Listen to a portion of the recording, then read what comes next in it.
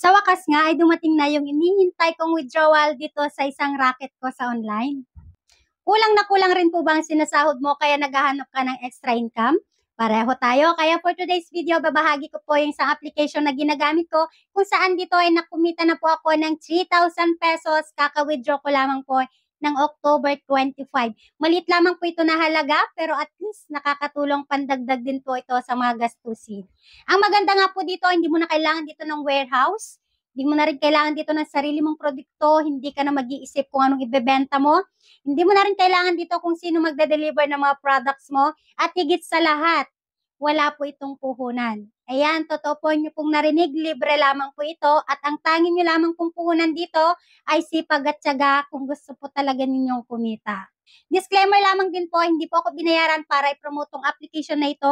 Proven and tested ko na, kaya ko po sinishare sa inyo para po sa mga naghahanap po ng extra income. So wag na po natin patagalin pa, ito nga po pala si Ecomobi. Kung kayo ay mahilig po bumili sa Shopee and Lazada, bakit hindi nyo po ito pagkakitaan? Ang gagawin nyo lamang po ito, gagawa lang po kayo ng short video about po sa products po na binili ninyo, then i-post nyo lamang po sa inyong pong mga Facebook. At kung sakali naman na meron pong bumili sa product po na prinomote po ninyo, ay magkakaroon po kayo ng komisyon. So, ganun po yung lakaran dito sa application po na ito. So, sa mga interesado, pindutin nyo lamang po yung link na nasa comment section, mag-register lamang po kayo. At ang una po ninyong gagawin dyan ay magpasa po muna kayo ng inyong pong bank account bago po kayo mag-promote ng mga products. So, napakadali lang po yung ating gagawin dito. So, kung makikita nyo po dito sa aking account, meron na naman ako ulit available na 17.44 dahil kaka-withdraw ko nga lang po.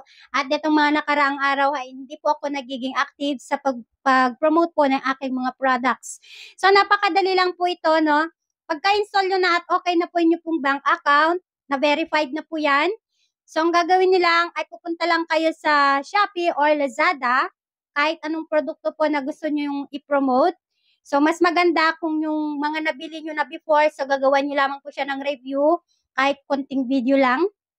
Then, halimbawa dito sa, sa Shopee, napili po natin, halimbawa itong damit na yan, no? I-click lamang po natin itong damit na yan. Then, next naman po natin gagawin, ikakopy lamang po natin ito. I-click lamang po natin itong copy link. Then pagkatapos yan, proceed po tayo sa ating Ecomobi application. So dito po pala ay meron po kayong dalawang paraan para makapag-generate po ng link. So yung una, kung gusto po ninyo magkaroon ng shop mismo dito sa Ecomobi, ang gagawin nyo ay gagawa kayo ng Pasio page. So ito yung Pasio page. Ito yung itsura po ng aking Ecomobi account. So, kung makikita nyo dyan, ay meron po dyan mga kategory po ng mga products. So, halimbawa yung kinuha nga po natin ay women clothes. Ayan, i-click lamang po natin yan. Then, mag-a-add po tayo dito ng products. I-paste lamang po natin dito yung atin pong link. Galing po siya Shopee. So, pwede po natin pindutin yan. Then, i-click nyo lamang po itong add. Pero bago po yan, i-click lamang po natin ito. Ayan. So, i-add na po natin yan. Ngayon po, ang gagawin natin, di ba nagkaroon na po tayo ng generate link? So, yun na po yung post natin sa ating mga Facebook account. So, halimbawa po, punta tayo sa ating Facebook. So, dito na po tayo sa Facebook. Ang gagawin nyo lamang po dyan, maglagay po kayo, mag-isip lamang po kayo kung anong caption ng inyo pong binibenta. So, halimbawa nakalagay doon ay, ayan, halimbawa lang yan ha. Then, ipopost nyo po dito, ipipaste nyo yung nyo pong generate link. So, kung mapapansin nyo po, ganito po yung kanyang itsura. Okay, kapag pinindot po nila yan, madadirect po sila sa Shopee. So, ganun lang po siya. Then, dito naman, pwede nyo itong i-X. Then, magpo-post kayo or maglalagay kayo ng picture ng inyo pong pinopromote. So, ganun lang. Pwede nyo po i-crop yung mga pictures po doon.